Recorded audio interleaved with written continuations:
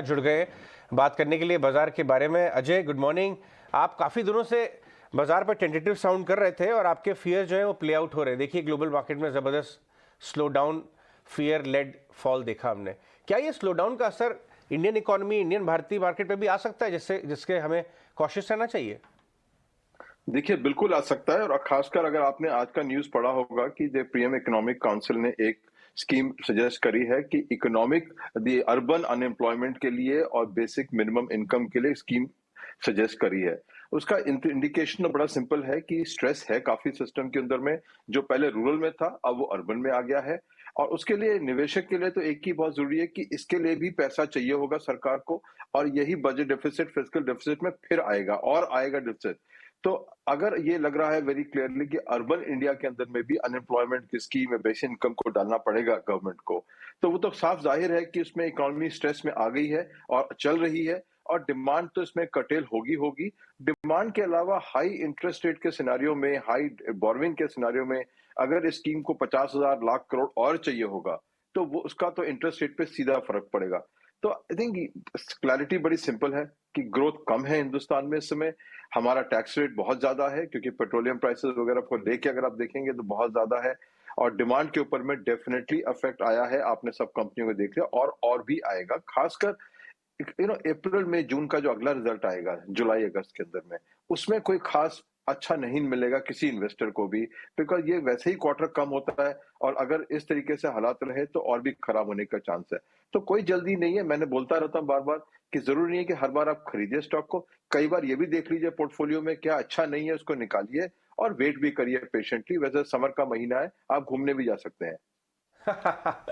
घूमने जाने की बात आपने बढ़िया कही, बट आपके तो हाईवे जितने भी, देखिए दिल्ली के विसिनिटी में क्या है, सारे आपका शिमला, मोहाली, चंडीगढ़, वो बेल्ट जो है पूरी हिमाचल बेल्ट, लोग बता रहे हैं कि 2-2, 5-5 किलोमीटर लंबे ट्रैफिक जैम्स लगे हुए हैं। देखिए, ऐसा है, मैं तो अभी आ रहा हूँ श्रीनगर से। 1 घंटे अच्छा, 10 मिनट की फ्लाइट है दिल्ली से। क्या बात है। बेहतरीन मौसम है, बेहतरीन है वहां पे, कोई ट्रैफिक जाम।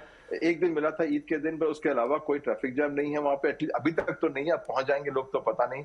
बट पॉइंट ये है कि आप जो भी करिए, आप अपने आप को जरा टर्मिनल से थोड़ा दूर रखिए, बिकॉज जो जो आपका जो हाथ है आज की तारीख में, वो बड़ी आसानी से बाय पे डरता है। इंडियन इन्वेस्टर का हाथ सेल पे शायद कभी पड़ता ही नहीं है।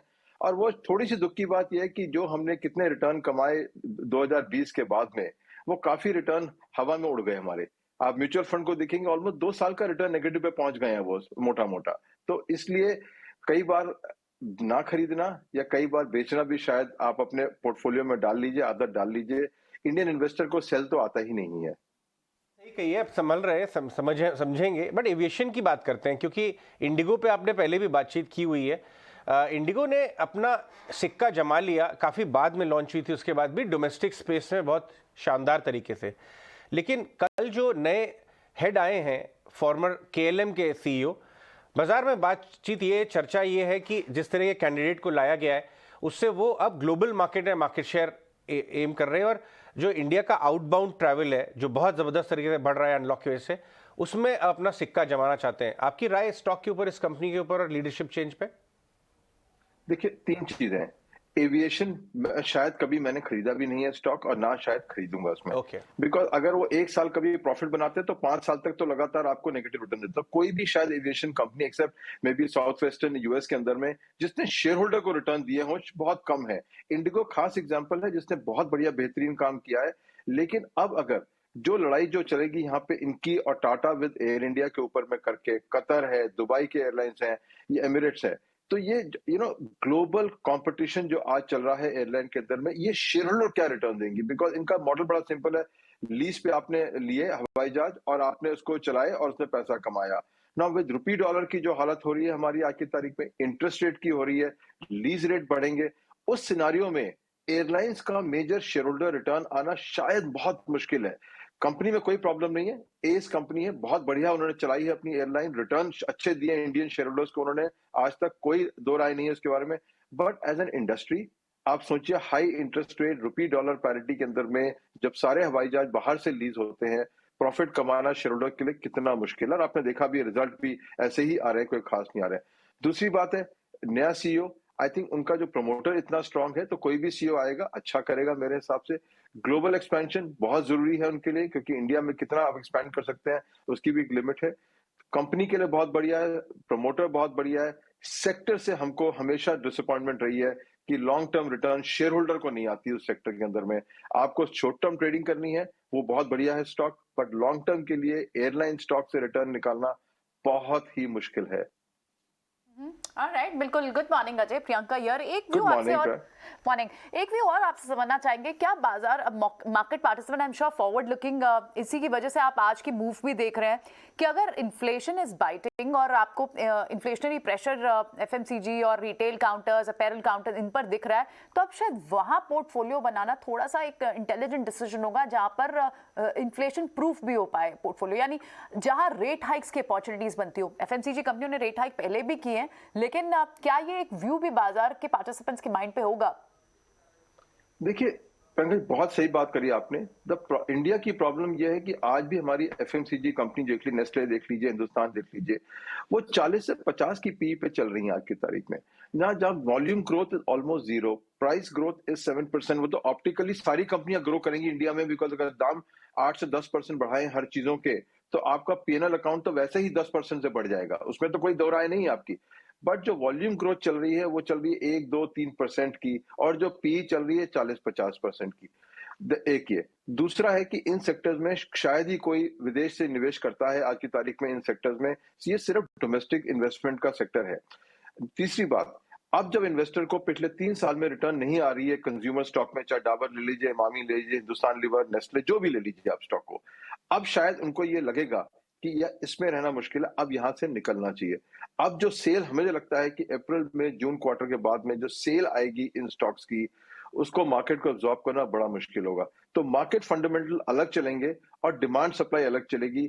ये जो एक पूरा ब्लॉक था, जो डिफेंसिव ब्लॉक जिसे कहते थे, वो अब रिटेल से हमारे हिसाब से अब लिक्विडेट होगा, और वो शेयर और बाजार में लिक्विडिटी आएगी, और इसलिए फंडामेंटल इंप्रूव करें वो अलग बात है, बट जो सप्लाई ऑफ स्टॉक है वो बढ़ती जाएगी। जितने अगर थोड़े दाम बढ़े अब कंज्यूमर स्टॉक के, लोग बेचने पहले आएंगे, खरीदने बाद में आएंगे। अजय, आप बात तो बिल्कुल ठीक कह रहे हैं कि अभी इस समय का सिनेरियो तो ये कह रहे हैं कि लोग खरीदने के लिए बाद में आएंगे बट बेचने के लिए पहले आएंगे। वैसे आप हो सकता है लेवल्स ना भी बताएं, लेकिन मेरे अंदर ना थोड़ी जिज्ञासा है आपसे पता करने की। वो जिज्ञासा ये है कि बाजार अभी और कितना नीचे आ सकता है आपके हिसाब से? आपके हिसाब से और कितना नीचे आ सकता है?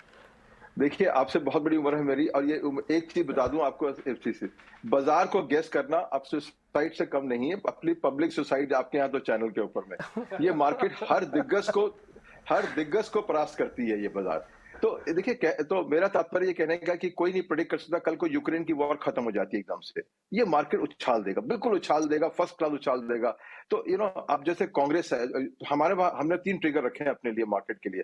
यूक्रेन वॉर, दूसरा है कि अब सेनेट और कांग्रेस के अंदर में अगर रिपब्लिकन पार्टी जीत गई, definite buy in the US market, definite buy in the global market. वो एक ट्रिगर है, बहुत बड़ा ट्रिगर है, बिकॉज ये जो पूरा आपने देखा है फॉल इक्विटी मार्केट का, जिस दिन से नए राष्ट्रपति अमेरिका के आए हैं और नई सोशलिस्ट पॉलिसी वहां पे इंप्लीमेंट हुई है, और आप देख रहे हैं क्या हो रहा है यूएस के अंदर में, और क्या उस दिन से जो मार्केट गिरनी शुरू हुई है आज तक थमी नहीं है इस मार्केट को।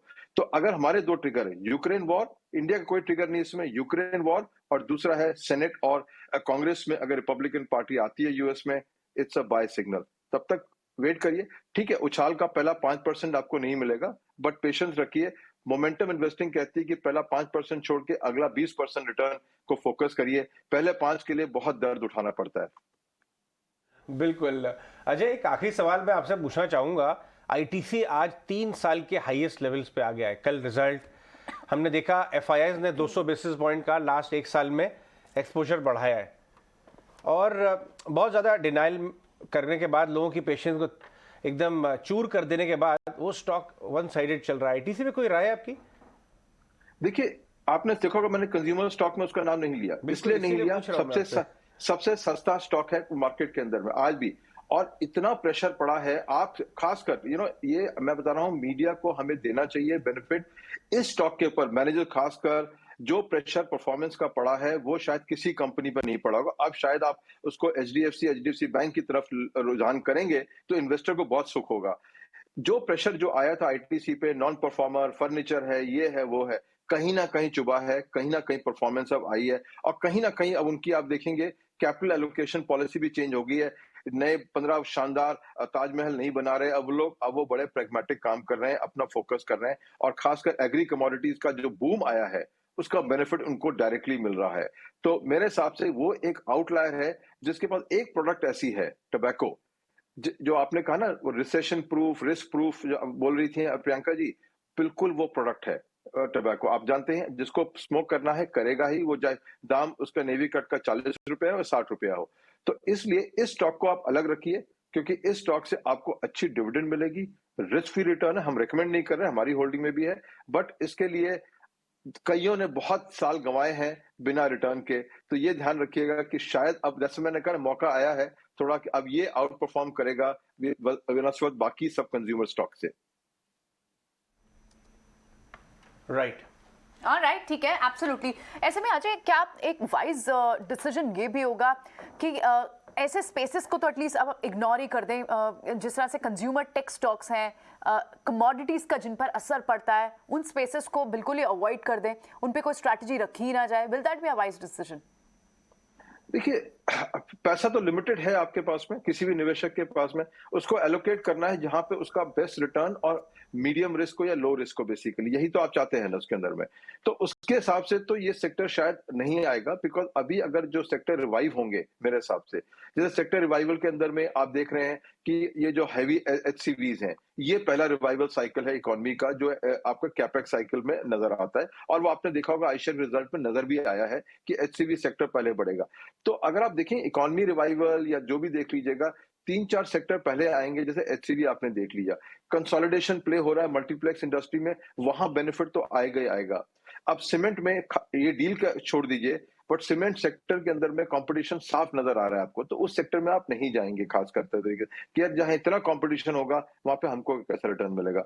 तो मेरे हिसाब से आप ये देखिए कि इस रिसेशन बेस्ड इकोनॉमी में भी अगर आप उस सेक्टर पे जाएगी जहां पे हम लोग का थोड़ा सा बेनिफिट होगा, इंडस्ट्री कंसोलिडेशन हो रही, जैसे मल्टीप्लेक्स में एचसीवीज की बात कर रहे हैं, कंज्यूमर तो बहुत ही नीचे है, बिकॉज इन्फ्लेशन सबको काट रहा है, और ये खर्चा सबसे पहले कहाँ जाएगा?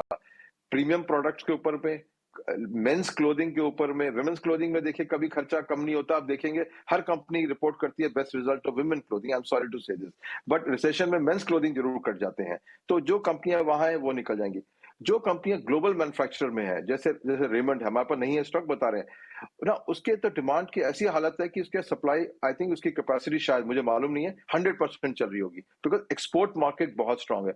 तो एक्सपोर्ट मार्केट कंपनीज का भी काफी अच्छा आपको मिलेगा अट्रैक्शन अगले 6 महीने के अंदर में। एब्सोल्युटली, बिल्कुल अजय, शुक्रिया ये सारी बातें हम तक पहुंचाने के लिए, सारे व्यू हम तक पहुंचाने के लिए।